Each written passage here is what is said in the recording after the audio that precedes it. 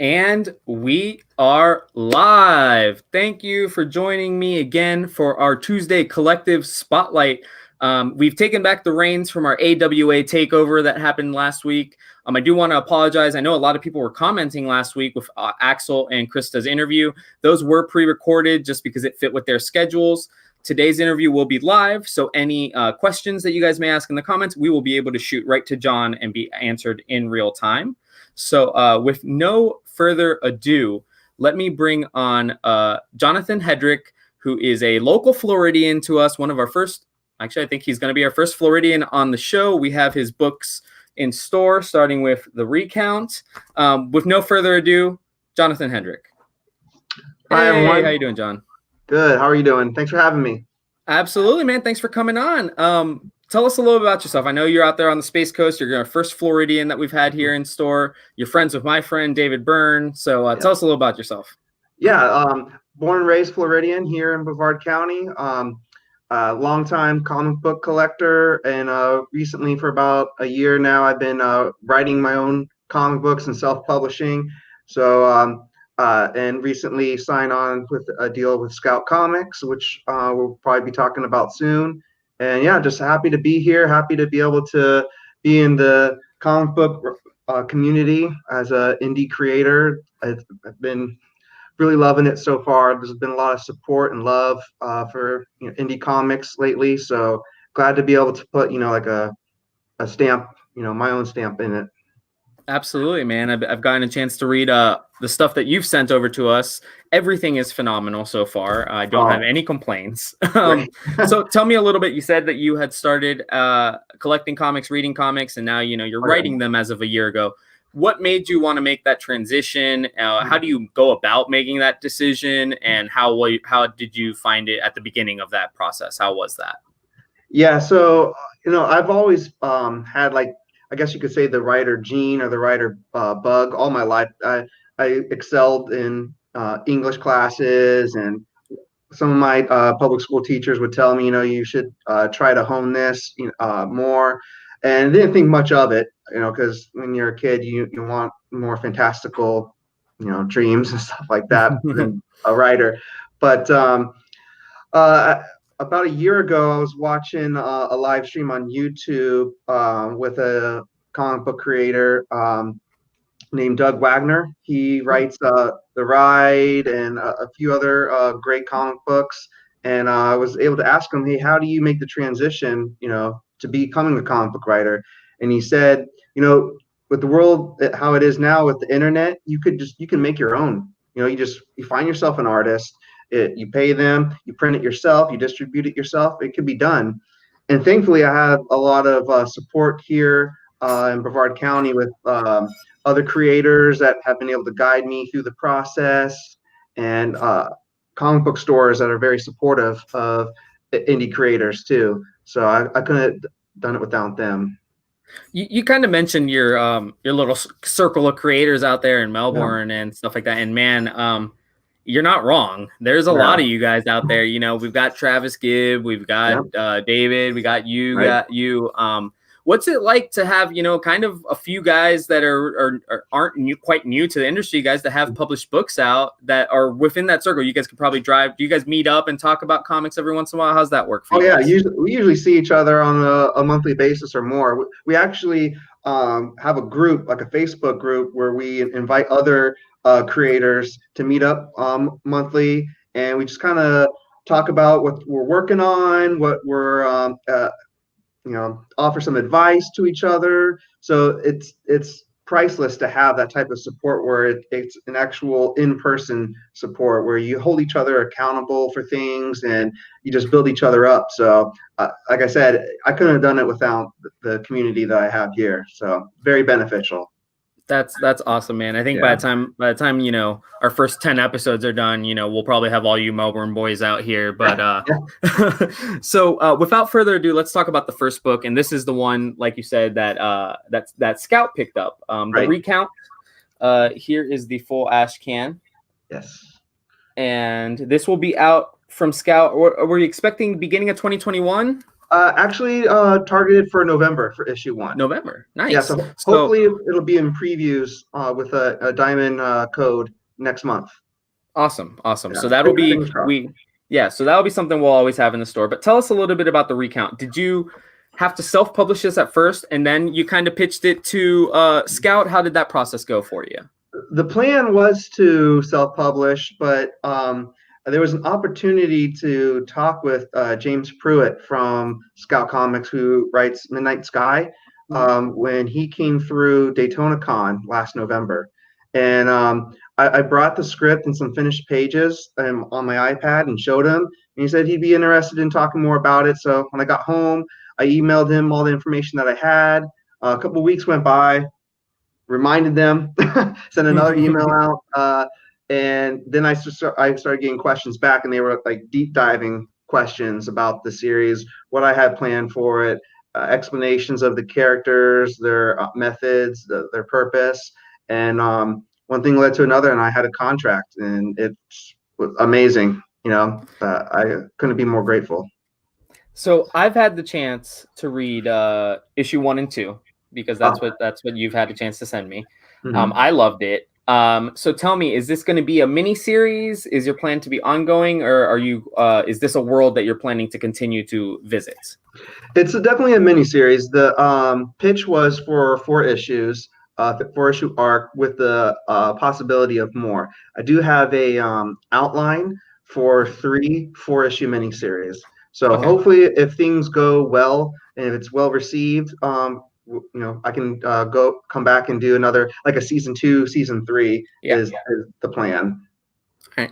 So okay, I see a book called The Recount. I kind of see, this character. I definitely start thinking, okay, this is going to be a little bit of a political book. And as I read through it, and clearly, there's politicians in the book. But I never actually, as I read through the issue, I never really thought it was a political book. It actually felt more like an actual just comic book.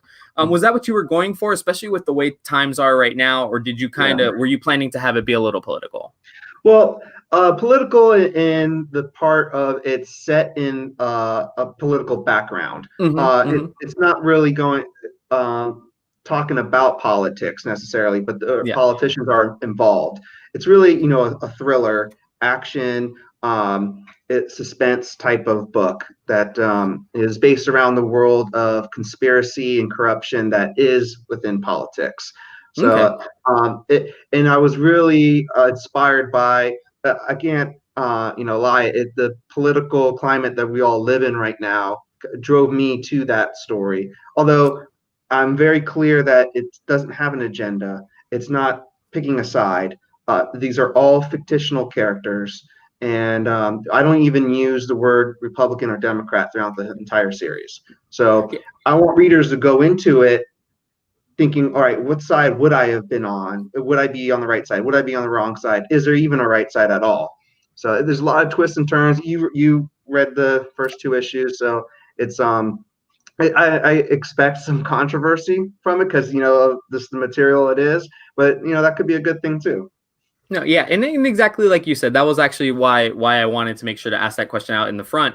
When I read it, I never noticed immediately, oh, this is supposed to be this person, but in a comic book. It very felt like its own organic thing while having the background of being in politics. So I thought that was really awesome. So so you said that a lot of some of your inspiration was kind of what's currently going on in politics. Have you? Do you feel like a book like The Recount, and I'm not going to spoil anything, but a book like The Recount, just like this is the time for a book like The Recount? I don't want to say it's like The Purge, but as I read it, I got a little bit of purgy feels to it, and I was like, okay, people love this stuff. It's not, like you said, suspense. It's not quite horror. It's not necessarily a mystery. Is this kind of your genre, or was this just an idea? Yeah, you kind of hit the nail on the head. My elevator pitch for The Recount is House of Cards meets The Purge. Just a quick, passing by the table pitch about it. So I lean towards like a horror, writer feel. I like darker themes. So I think, The Purge is a great comparison to it for sure. but a lot smarter too. Not to say that those movies aren't smart, but it's not it's not unnecessarily violent. There's when something happens that's violent, it's doing it because of a purpose. It's not gratuitous. Yeah, and that's why I never like to compare people's books or compare anybody's work to something else. But it just made sense. But yeah, but like I said with yours, if yours is more story driven, as somebody who's written it, I can tell like even if there was no images there, I would think this is a good story. So I do tell that to our customers. The Recount.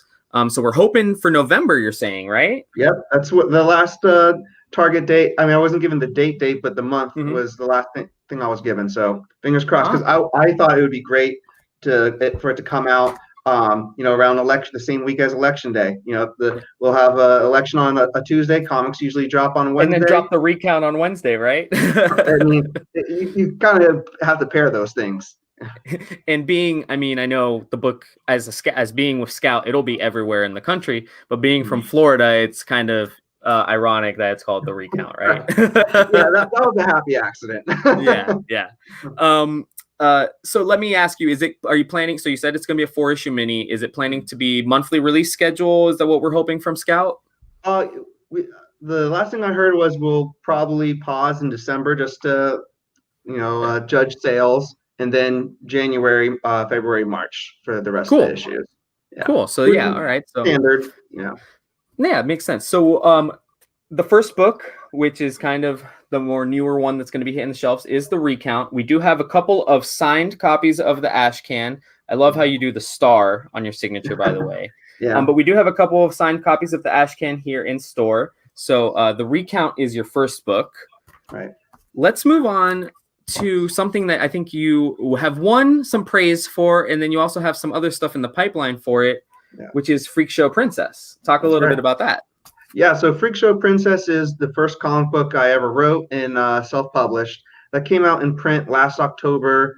I had a Kickstarter that was successfully funded in March for it, and I have the follow-up to it. It's coming out next month. So Freakshow Princess, the synopsis is it's a zombie horror book that takes place in this woman's house. It's boarded up. Zombies on the outside. She's trapped in there with her dog, and she's reminiscing on the events that took her into the spot that she's in right now, where her home surrounded by zombies. And as she's reflecting on it, the danger is growing more and more outside. And it was intended to be a one-shot with, if you read it, there's a kind of like a twist at the end to it that kind of leaves things open. So, I'm very passionate about that book. So things went through the brainstorming process, and I found another story that's also going to be a one-shot, but still set in the same universe as Freakshow Princess. So they're both self-contained stories that have common threads between them. So that should be in print in October, again, after the Kickstarter for it.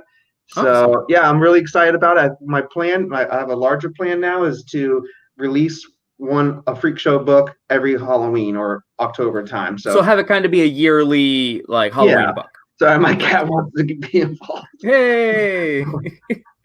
We've got tons of cat and dog fans on the show, so no worries. So you mentioned, so this is your first published work then? Yeah, self-published. Yeah, self-published. Yeah. So you also mentioned that kind of one of your things is horror. You kind of view yourself as a horror writer. So how nice was it to get to write something that seems like it's pure horror? It does feel like it is like it could be a horror film, a Romero film.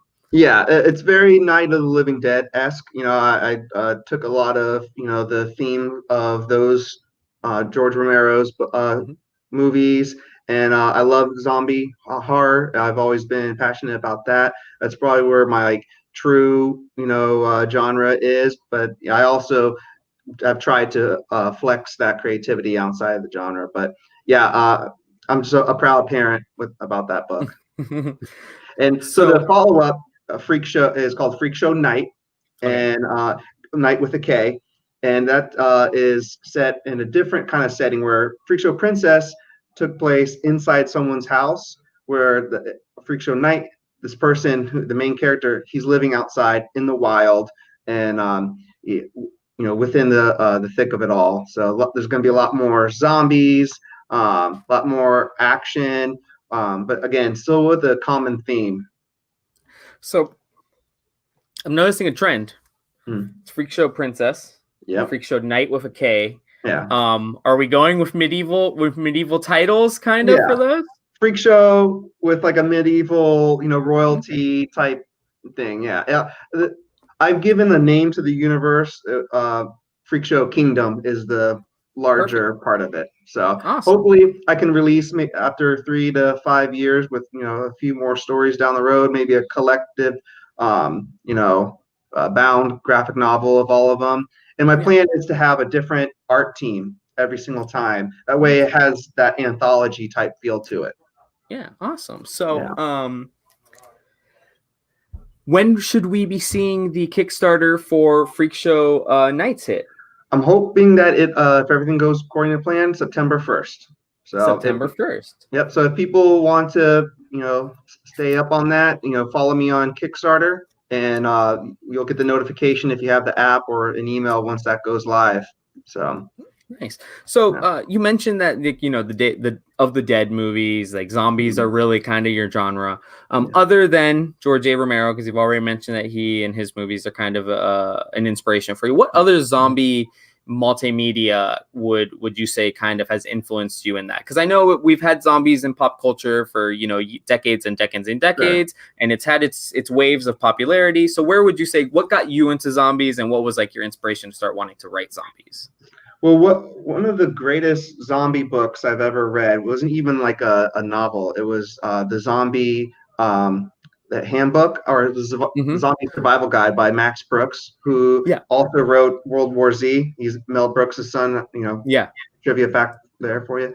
And it reads really cool because it's like it all makes sense to go up the stairs and then destroy the stairs, things like that. It read like a great manual, and I can't not mention The Walking Dead, of course. The whole entire run of The Walking Dead was a beautiful story. That's so a perfect serial format, month to month book. I really miss it to get all together. And the show's good too. They've taken the liberties as needed with adapting things like that, and that's understandable. But yeah, those are some of the main ones outside of Romero's. Awesome. So the book is Freakshow Princess. This is John's other book that we have in here, his first self-published work. We have a couple signed copies here in store. I'm sure if people wanted more, we could probably reach out to you, right, John?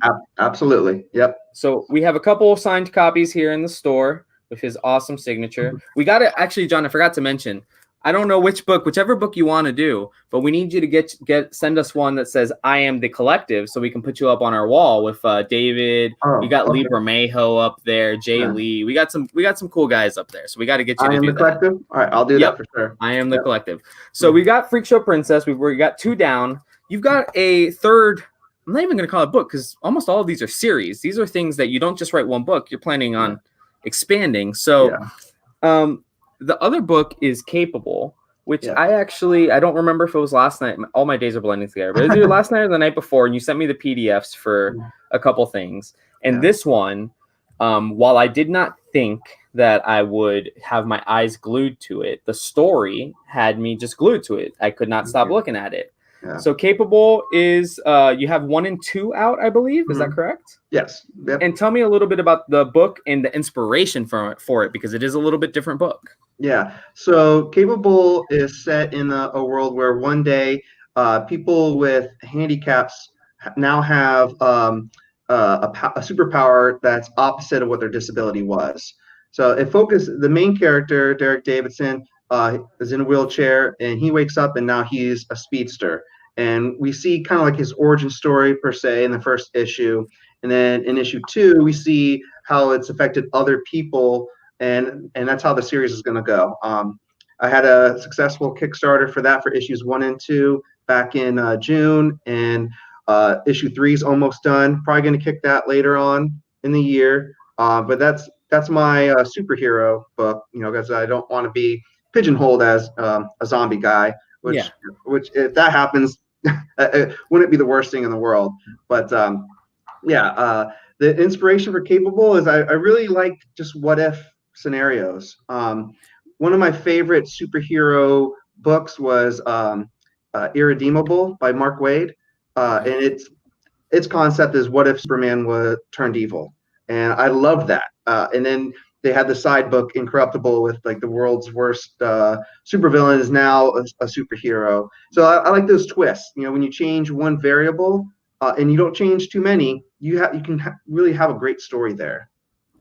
What was really awesome, and actually, I feel like an idiot that I didn't notice at first. I love so when I looked at the book at first, I'm like, man, this is probably like a cool slice of life, something about a kid in a wheelchair or something. I didn't notice that you're already foreshadowing that there's going to be superheroes there with that. But talk to me a little about the inspiration of doing something like that, because I know there's got to be a little bit of fear of like, okay, can I write this? Because will the community that I'm writing about, will they be accepting of it? How was that process about writing a book about a character that is handicapped? Yeah, I definitely went in there with some concerns that I could be, thrown under the bus, or lack of better words, just, hated upon because of that. Being someone that doesn't identify in the world of people with disabilities, the main thing I just try to do is not to pander to them. Something that they would feel like they would enjoy reading as well, while not trying to speak for them as well. So I asked some people that are in that community how they think about it. Took some advice, and I still made some mistakes. People have pointed things out that's not exactly how things are, or what they would say, or what they would do. And I appreciate that feedback. So awesome.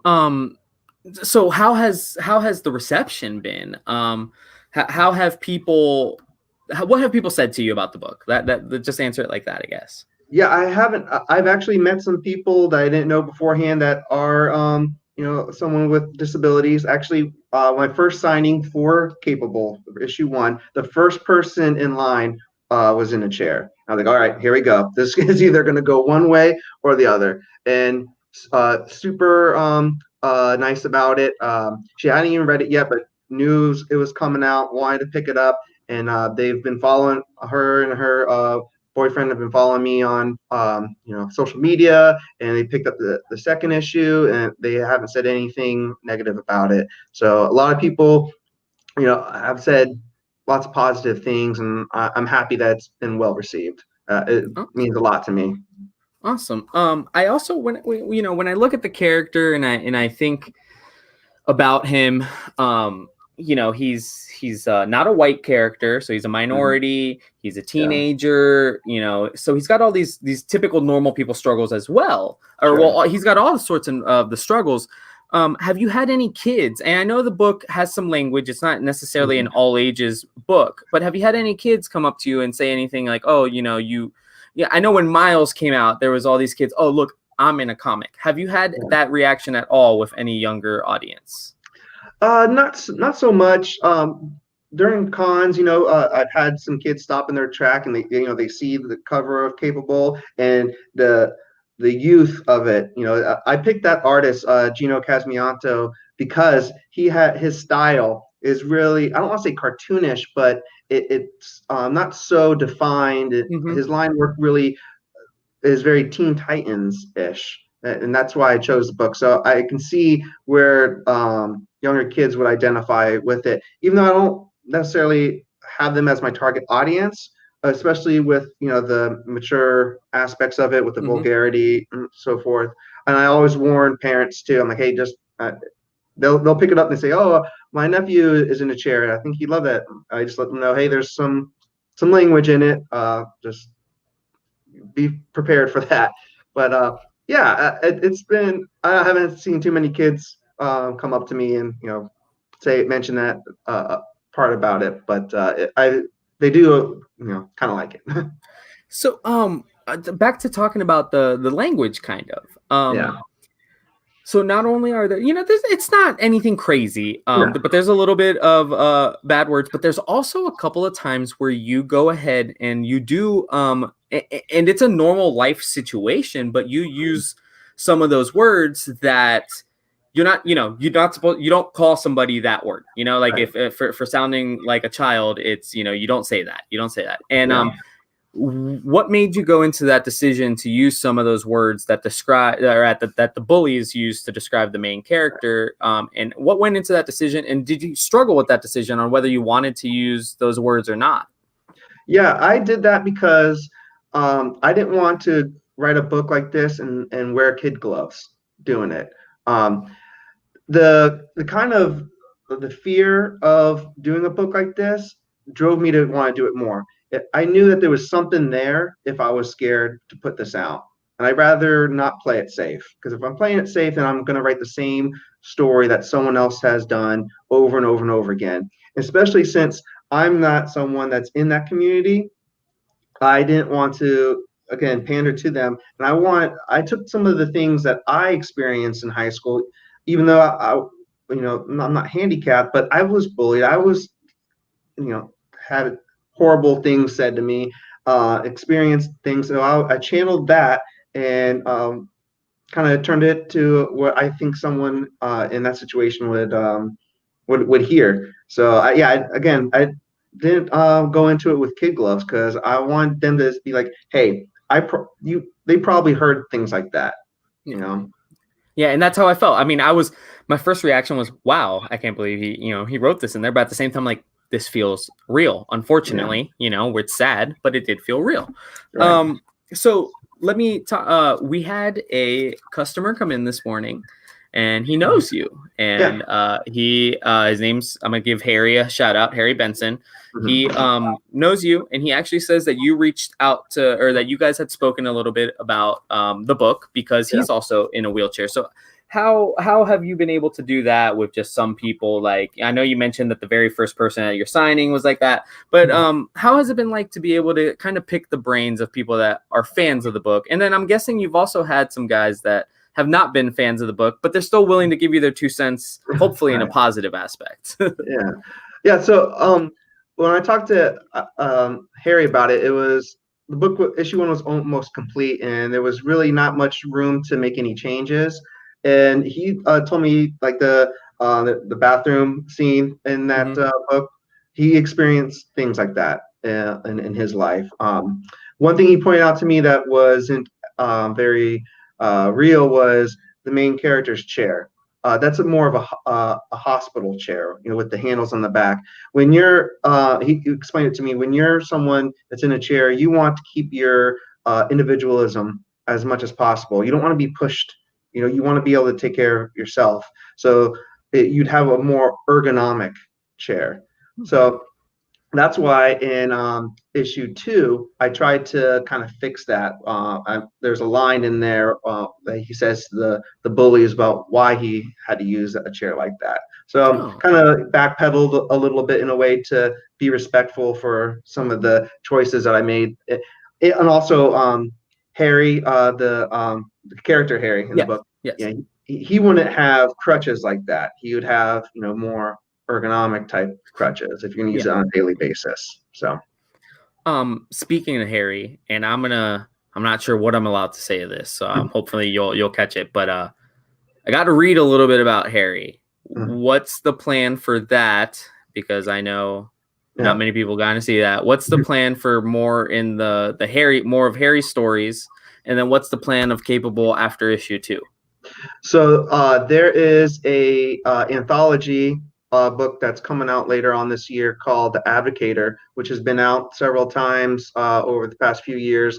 And that book essentially is 4 or 5 different short stories from other creators' properties that haven't been released yet. So it's a side story, it's a prequel, and things like that. So I'm going to have a Capable story in the next Advocator, and it's a 10-page story of what Harry was doing in issue 1 before he met up with Derek near the end. So runs concurrently with issue 1, and we explore. It's called Harry's Day.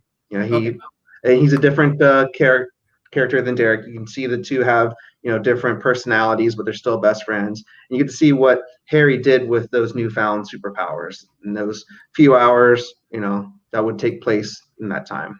So I was really glad that I had that opportunity, because I really felt like Harry's story in issue 1 needed to breathe a little bit more. So that worked out great. When you showed me that, I was very excited. I was starting to like Harry a lot, and I'm like, ooh, I want more Harry. And then you're like, oh, I got something for you. So yeah, I'm looking forward to that. So that will be as part of an anthology book, you said? Yeah, it's called the Advocator. That should be launching sometime soon this year. It's going to have 4 other creators things. So if you pick that up, if you know one of those books already, maybe you'll find something else too that you like from it. Awesome. Yeah. And then what's the plan for Capable? I know we have 1 and 2. I know I think you said that you have a 3 that you're working on. Is it a mini series as well, or what's the plan? I'd like to do that in 4-issue arcs. Issue 3 is complete. Just need some tweaks on that, and I can't put it out while I'm putting out other stuff at the same time. I want it to have its own launch. This first arc will probably end on issue 4, but it's not going to be a close of the entire story. So that will probably also have a 5, 6, 7, 8 if everything goes well. So I really want to. There's just so much story there with playing on what would our world be like if this community of people that were the opposite of superpowers now have superpowers. Because not everyone's going to do the right thing when they have that, especially when they've lived a life of being teased, ridiculed, and things like that. So lots of stuff to explore. Yeah, I was definitely, and granted, he only got so many pages in that first issue, so I was kind of waiting to see, I'm like, ooh, there's going to be somebody that's going to break bad, But so I know, so with the 4 issues, are we going to see more people that were affected by this event? Are we planning on seeing more of that? And then secondly, in this world, just for context sake, did superheroes not exist prior to the event? Yeah, superheroes did not exist prior to this event, and I'm playing with what actually a disability is. Not saying that I make that decision, but it could be something as small as just needing corrective lenses. It's not always a physical disability. There's also mental disabilities too, and we're going to explore that a lot more in issue 3. So. That is actually absolutely awesome, John. Yeah. I really, I can't say enough. And honestly, what this, again, I feel like I'm repeating myself. We have a couple copies in store. They're signed by John. If we need more, I'm sure he'll shoot us more. But this book, I can't say enough things about it. I've been a heavy supporter of all of our indie books, but this Capable, I really think that world has a lot of stories to be told, a lot of very good stories. I want to say positive as well, but bad things can happen in the book and it can still be positive in the light of everything. So I'm really excited to see what you do with Capable moving forward. I'm excited to let everybody see Harry's Day, because I loved Harry. With that being said, man, is there anything else you got coming in the pipeline? And we talked about your 3 main books. Scout is going to be publishing the Recount here in November, but is there anything else you need to push? Any Kickstarters that you have going on right now? Yeah, I got a few things coming down the pipeline. I saw, I think Bradley Golden dropped a comment. Yes, Freakshow Princess is actually going to be in his Mississippi Zombie 2.